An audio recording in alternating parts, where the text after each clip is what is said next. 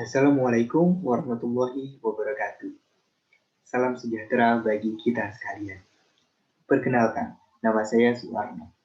Saya adalah Widya Suara dari BPSDM Provinsi Bengkulu.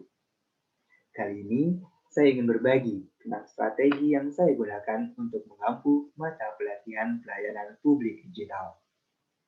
Mata pelatihan pelayanan publik digital ini merupakan salah satu dari agenda pengendalian pekerjaan pada pelatihan kepemimpinan pengawas atau PKP. Mata pelatihan pelayanan publik digital membekali peserta dengan kemampuan merencanakan kegiatan pelayanan publik melalui penyusunan dan pengorganisasian tahapan kegiatan pelayanan publik berdasarkan hasil identifikasi unsur-unsur yang terlibat dalam pelaksanaan kegiatan.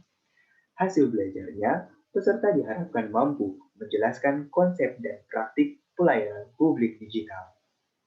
Adapun terdapat 4 indikator pembelajaran pelayanan publik digital. Yang pertama, peserta diharapkan mampu menjelaskan konsep dan kebijakan pelayanan publik digital. Kemudian, peserta juga diharapkan dapat mengidentifikasi jenis-jenis pelayanan publik berbasis teknologi informasi dan komunikasi. Yang ketiga, peserta diharapkan mampu menjelaskan komponen utama pengembangan pelayanan publik berbasis teknologi informasi dan komunikasi. Dan terakhir, peserta diharapkan dapat menjelaskan tantangan implementasi pelayanan publik digital.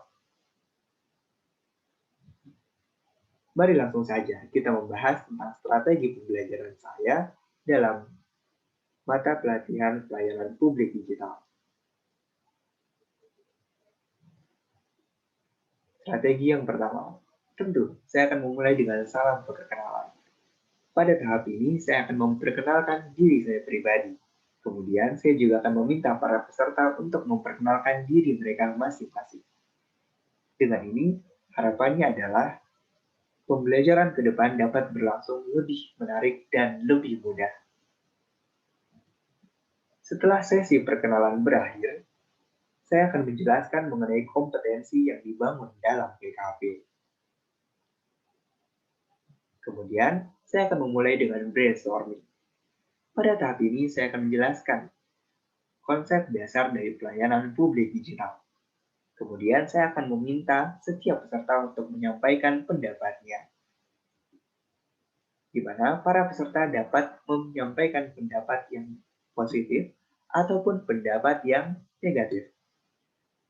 Kemudian, para peserta juga diminta untuk membandingkan antara pelayanan publik digital dan non-digital. Kemudian, masing-masing dampak positif dan negatif dari masing-masing jenis pelayanan publik.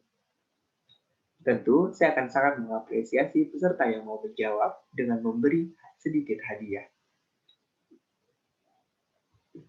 Setelah sesi brainstorming berakhir, saya akan memulai untuk melakukan ceramah interaktif.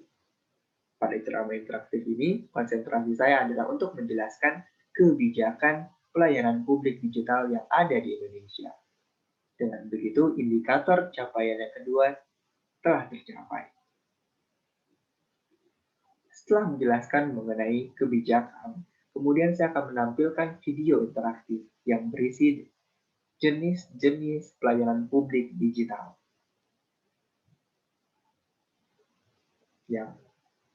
Kemudian setelah saya tampilkan video tersebut, saya akan membagi para peserta ke dalam kelompok-kelompok kecil, di mana saya akan meminta para peserta untuk mengidentifikasi berbagai pelayanan publik yang ada di Provinsi Bengkulu.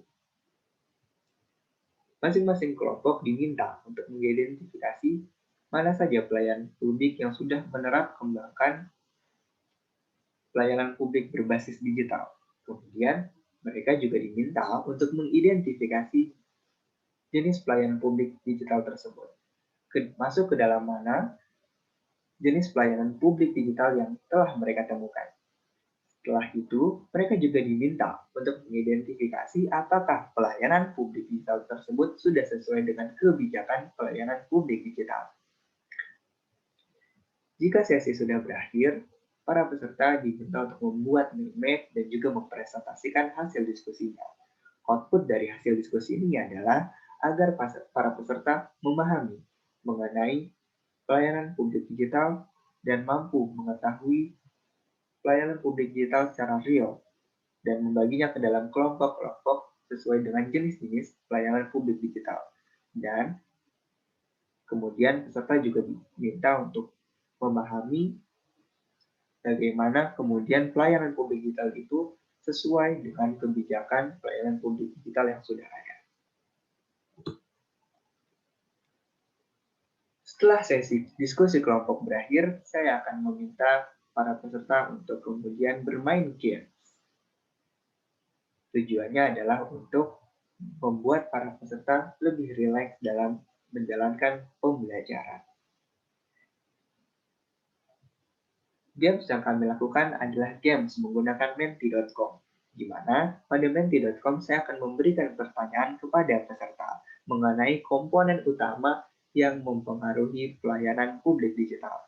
Para peserta akan menjawab komponen utama yang menurut mereka berpengaruh terhadap pelayanan publik digital. Hasil jawabannya akan terlihat, dan saya bisa melihat jawaban terbanyak dari peserta. Kemudian, kami akan membahas jawaban itu satu persatu. Setelah sesi games berakhir, saya akan masuk ke dalam capaian yang terakhir, yaitu di mana para peserta harus mampu untuk mengidentifikasi tantangan dalam implementasi pelayanan publik digital. Nah, untuk memenuhi capaian tersebut, saya menyiapkan kotak Pandora. Pada tahap ini, saya akan meminta para peserta untuk menuliskan pengalamannya mengenai pelayanan publik digital, di mana saya akan meminta para peserta untuk menuliskan pengalaman buruk atau tantangan dalam implementasi pelayanan publik digital. Kemudian hasil tulisan tersebut akan dimasukkan ke dalam kotak Pandora. Dan kotak Pandora tersebut akan saya buka dan saya bacakan satu persatu. Bagi peserta yang beruntung, saya akan panggil namanya dan saya akan berikan mereka kesempatan untuk menceritakan secara lebih detail pengalaman mengenai tantangan ataupun hambatan-hambatan yang mereka hadapi dalam implementasi pelayanan publik digital. Jika sesi ini sudah berakhir, saya akan menjelaskan mengenai 8 tantangan dan 8 hambatan. Dengan begitu, para peserta mampu memahami dan menyelesaikan permasalahan-permasalahan terhadap tantangan-tantangan dalam implementasi pelayanan publik digital. Dengan berakhirnya semua rangkaian, saya akan perlu untuk melakukan evaluasi terhadap para peserta. Untuk itu, saya akan lakukan evaluasi menggunakan media yang interaktif, yaitu Kahoot. Nah, dengan Kahoot ini, saya akan meminta para peserta untuk masukkan PIN yang sudah kami sediakan. Kemudian, para peserta akan menjawab pertanyaan-pertanyaan sesuai dengan capaian-capaian yang ada pada indikator. Dengan begitu, saya dapat mengetahui pemahaman peserta dalam menerima pembelajaran pada pembelajaran pelatihan pelayanan publik digital. Setelah semua sesi berakhir, saya akan membekali para peserta dengan rangkuman dari seluruh materi pembelajaran pelayanan publik digital. Dengan begitu, strategi pembelajaran saya sudah berakhir. Sekian, dan terima kasih. Wassalamualaikum warahmatullahi wabarakatuh.